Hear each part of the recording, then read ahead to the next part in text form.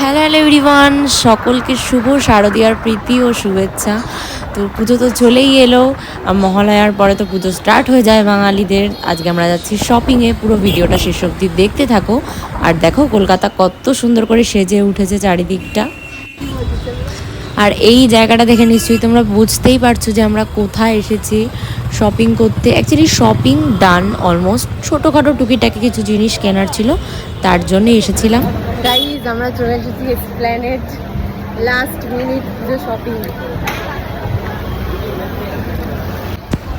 R please ignore করো আমার এই বিধ্বস্ত ফেসটাকে, কারণ রোদে পুরো পুড়ে গেছিলাম। শ্রীলেদার্সে এখন সকাল 12টা, মানে দুপুর 12:30 বাজে।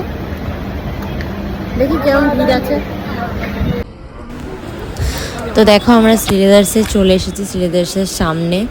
আর যেই রকমভাবে প্রত্যেক বছর ভিড় হয়, আমার কিন্তু পার্সোনালি মনে হলো যে সেরকম ভিড়ও ছিল না। মেয়েদের সেকশনটা একটু ভিড় ছিল, ছেলেদের সেকশনটা তো পুরো বলতে গেলে ফাঁকাই ছিল।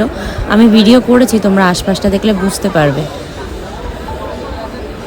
আর এখানে ও জুতো পছন্দ করছে। দেখি তাহলে অন্য কালার দেখো।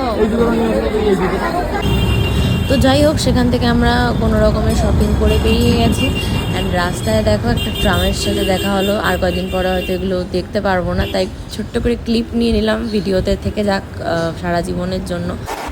তো যাই হোক, টুকটাক কিছু শপিং করে পুজো পুজো ফিল নিতে নিতে আমরা বাড়ি চলে এসেছিলাম।